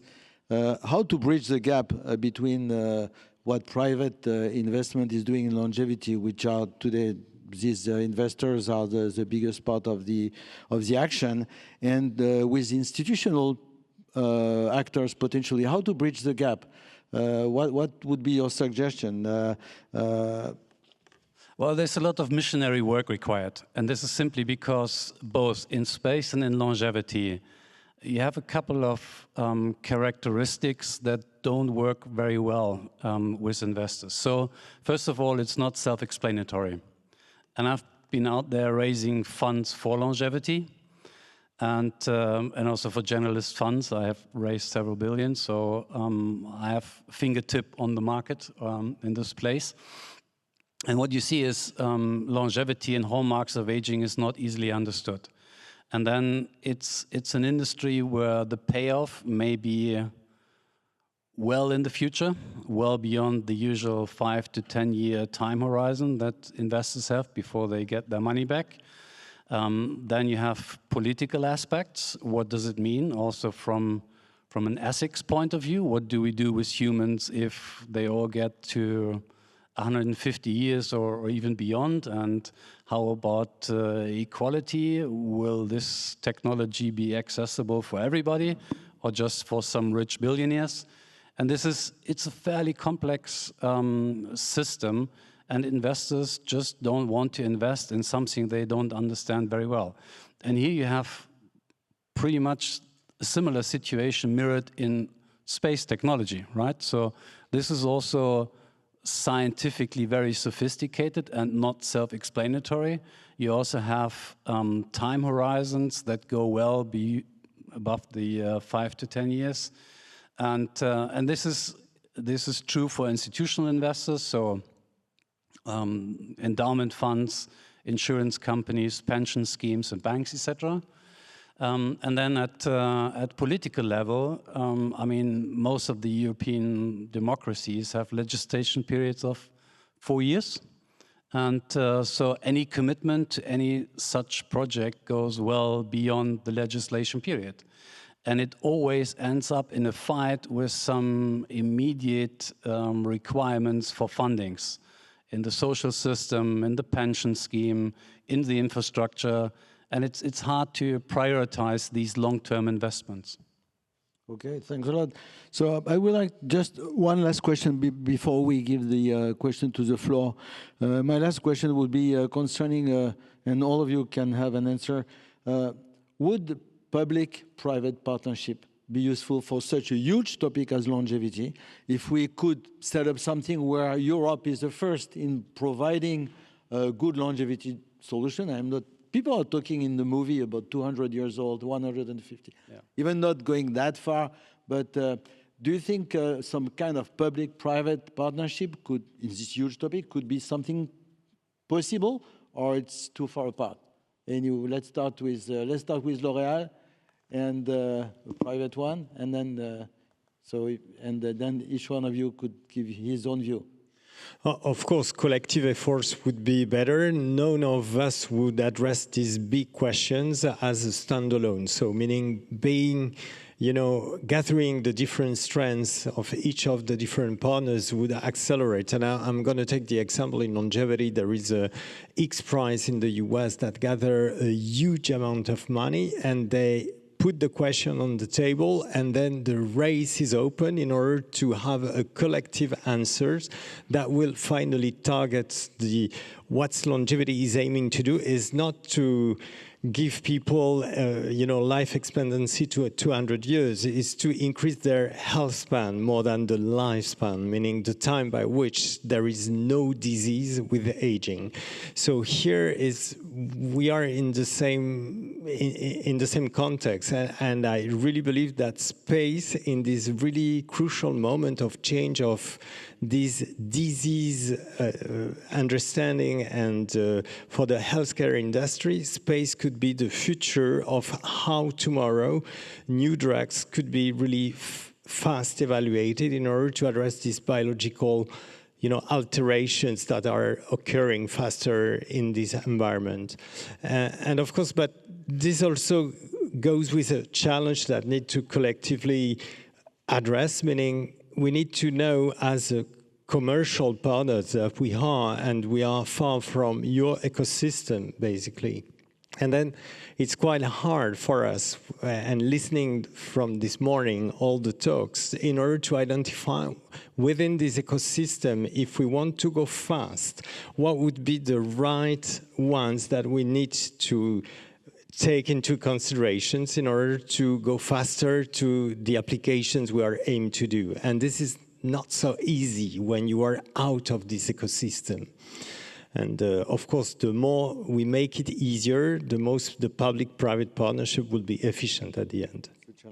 The challenge, Nico? I mean, there are a couple of examples. Let me give you one. So we know that some animals do hibernation. So they spend the winter season like the bears in a cave, and they reduce their metabolism. And then when they wake up, they haven't lost any or hardly any muscle mass. So we know that nature has solutions to problems that we humans face. So we lose muscle mass when we age, we lose muscle mass when we are bedridden, and we lose muscle mass when we're traveling in space. And this, for instance, is an area that's ideally suited for public-private partnerships, because it's mutually beneficial for life on Earth as it is for life in space. And you have lots of others. I mean, cryonics is an example. I mean, freezing the human body. If we could freeze the human body, we can do so with sperm and egg cells. That works. But we can't freeze a whole body. Yet we see in animal kingdom that toads and frogs and other animals can be frozen and warmed up again and revived. So again, we know that biologically it works, and this is another area that is very well positioned for public-private partnerships. Thank you. Matteo? Yeah, I mean, I agree also that it would be, I guess, theoretically a perfect win-win situation in the way that, the public, so the private partners would be able to profit from, all the solutions, and in the other way, the public, or better, all the social part, would of course benefit from having a healthier aging. So from this point of view, I mean, it would seem obvious that it would be a great thing to do. Obviously, as also Nico said, there's from the governmental point of view, there's immediacies which always take away resources from these things.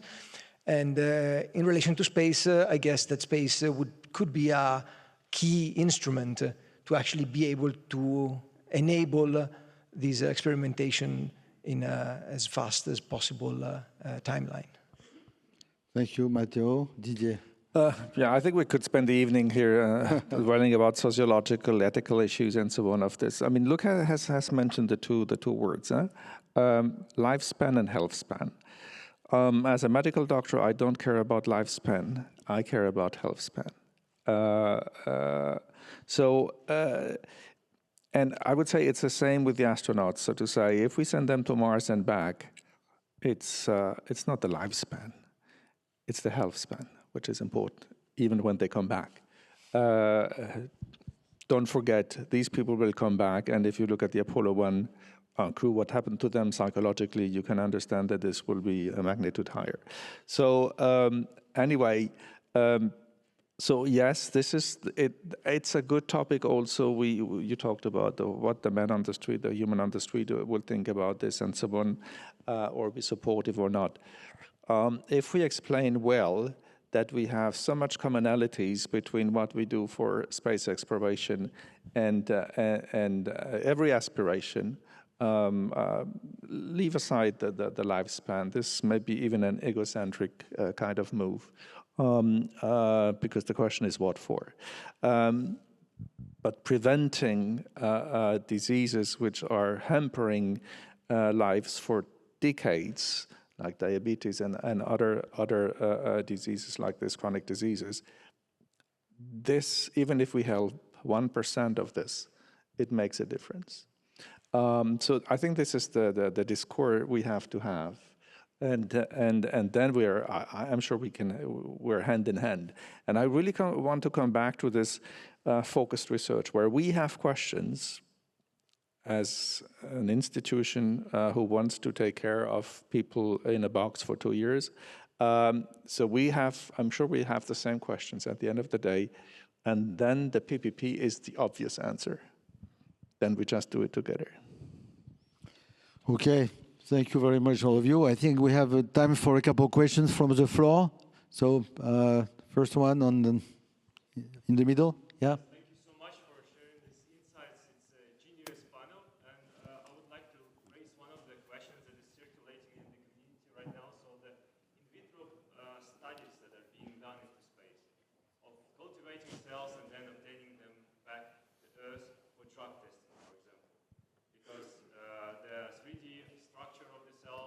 To give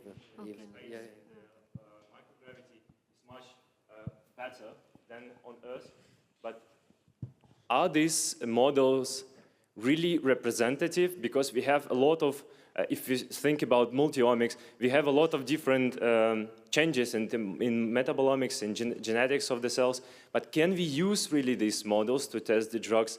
Are they representative?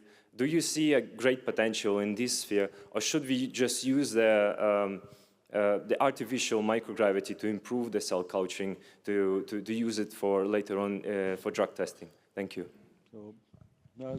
Okay, Matteo. Okay, so it gets a little bit more detailed. Let's say that so for what I know, the use of real microgravity can be slightly different, but an enhancement of what you see with simulated microgravity. And for what concerns cells, it's true. You have changes that happen in cells in microgravity. I guess that then it depends on what your actual focus is. If you want to use microgravity to study the changes that cells induce, so for example, you have degeneration of the extracellular matrix of which tissues are composed, or if you want to study the actual changes in the cells. And so depending on what your questions are, it can be a great model or not. Just adding to this, I mean, at Quadrascope, we have a portfolio company called Cosmica. They simulate microgravity here on Earth so that you can actually test certain drugs or interventions as if you were in space, and you see the accelerated aging, and thereby you can study at much lower costs, and it works for drugs as well as for longevity interventions where you have like quercetin, NMN, and other supplements that you can test on a given individual, because as we all know, drugs work differently or may work differently in different humans. And this is an aspect of personalized medicine and intervention as well.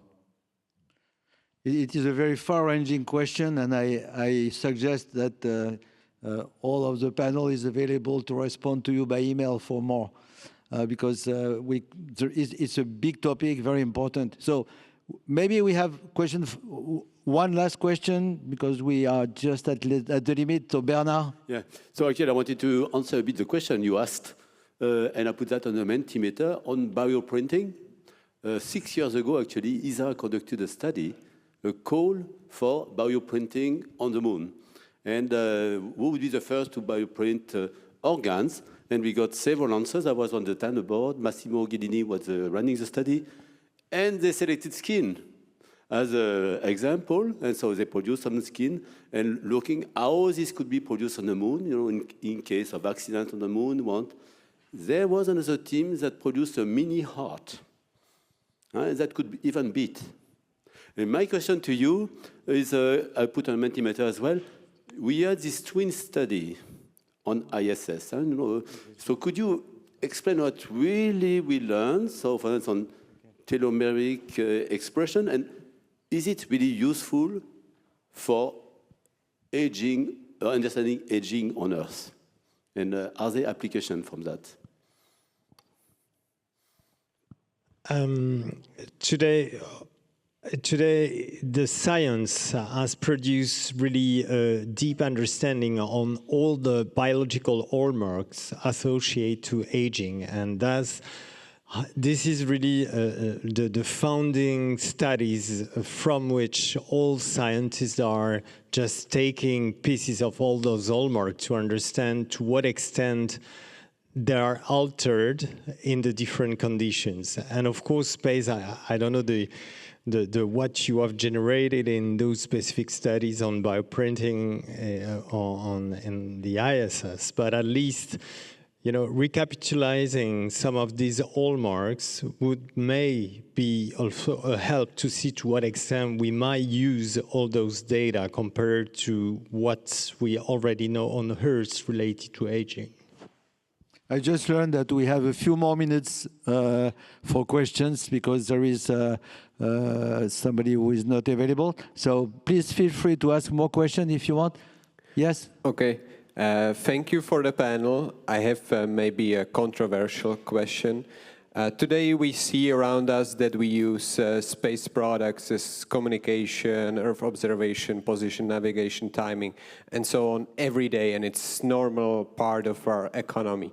Why do we not see this with the biotech or the space medicine and so on? Because we talk about it for many years, but it's still not that in supermarket I buy a facial cream with space research behind it. What's the block?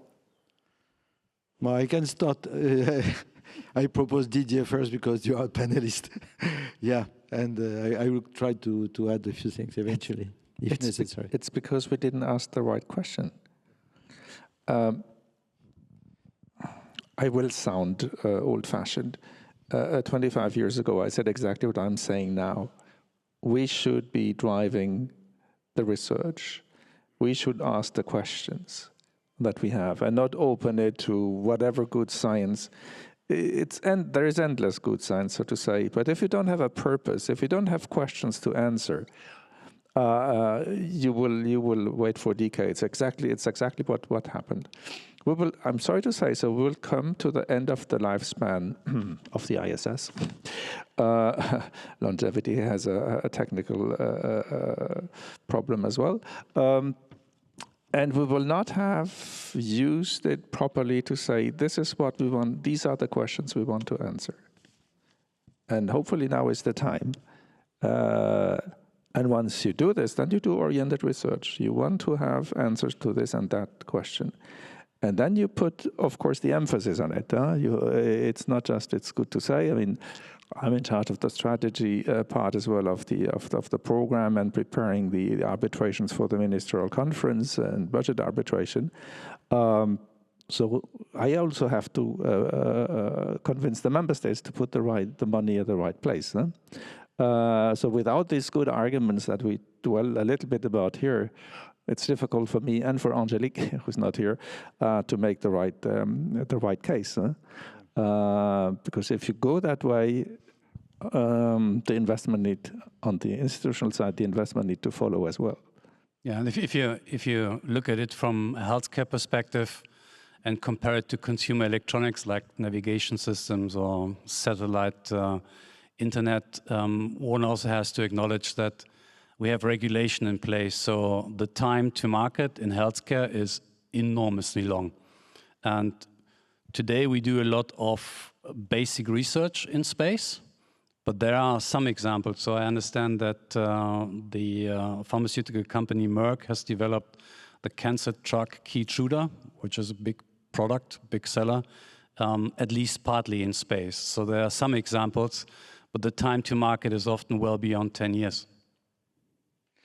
Yeah, if I may complete with a couple points to answer your questions. First, I think we needed more data. We needed the science to be ready. There has been 20 years of experiments on the ISS, even more. Now we understand better the mechanisms. For Earth observation, it was easier, even though it took some time to have it accepted by the community, because people wanted to see that the images really gives the information they need. But now the science, I would say, is much clearer. There is still a lot to learn, because the complexity of the human body is such that there is an infinite number of questions available on the table. But number one, we needed those 20 years of experiment. Number two, for this kind of science and development, we needed a better access to space and a better possibility of return from space.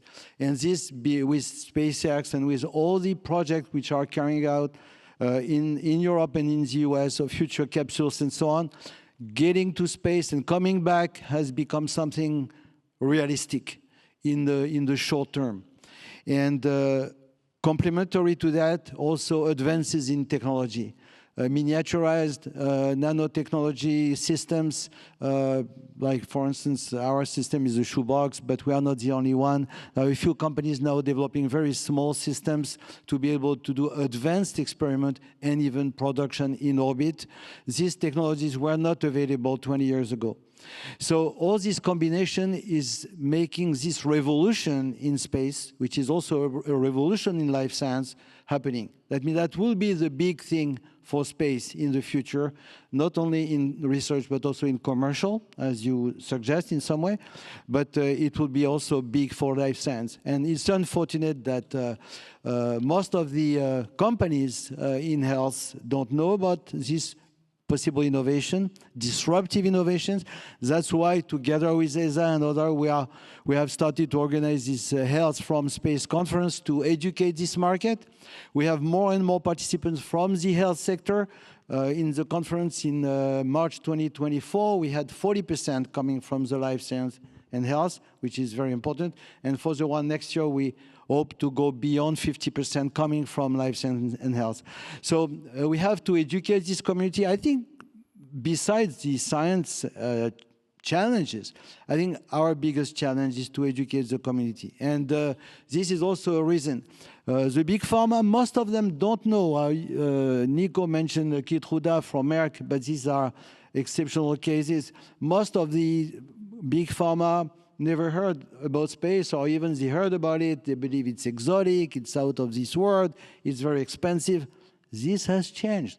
The paradigm has changed. We can go to space much faster. We can design when the systems are available. Of course, today the bottleneck is the access to the ISS. There are not so many flights, but in a couple of years, 2, 3, 4, 5 years, this is going to change.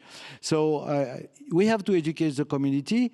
Then you will see this revolution, and it will follow the track that we have seen for telecom, astronomy, Earth observation. I'm very confident that will happen, and even more so confident because again, what I mentioned, the complexity of the human body is such, there is so much to learn, there's so much new drugs to develop in space where the physics, the chemistry, the biology is different.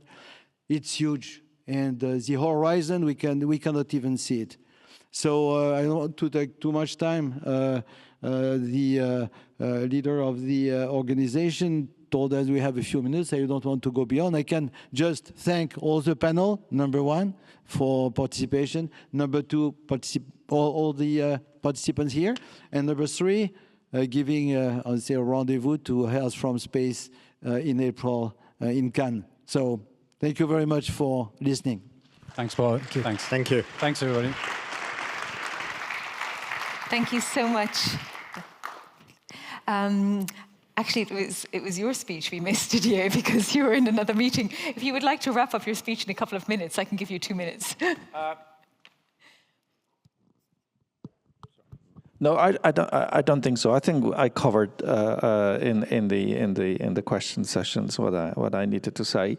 Maybe one thing I didn't emphasize a little bit. I hinted at it. It's the mental health. We have all these lists of the skin. Is it the skin, the retina, the heart, and the kidneys, and so on? It's the brain.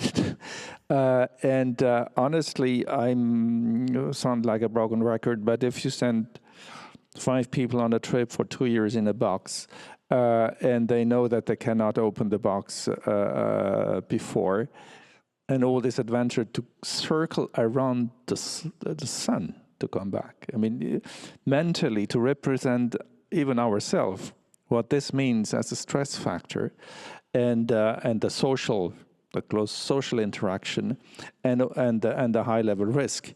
The weak point is the human body we talked about, but the human brain and behavior. This is where we are still lacking a lot of research.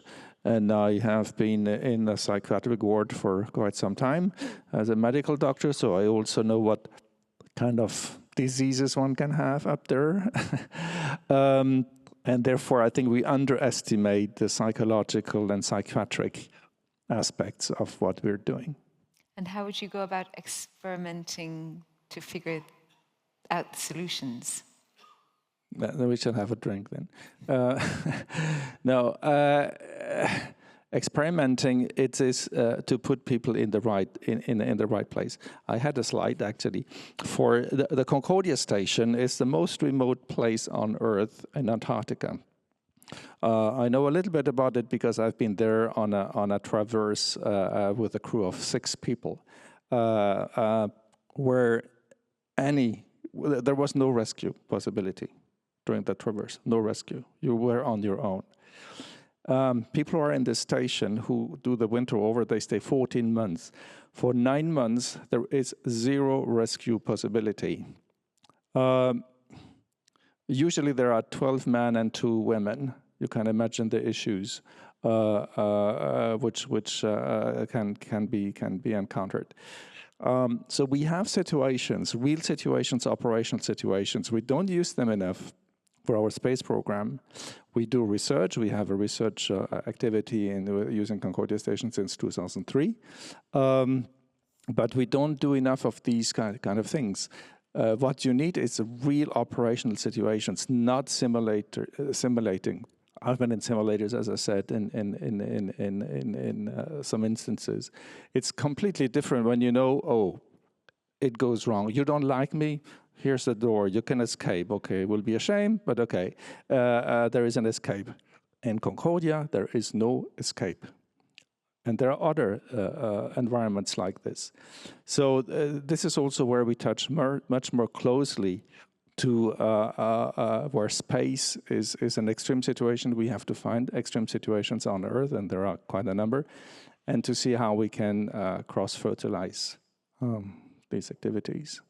And there are some stressful environments on Earth.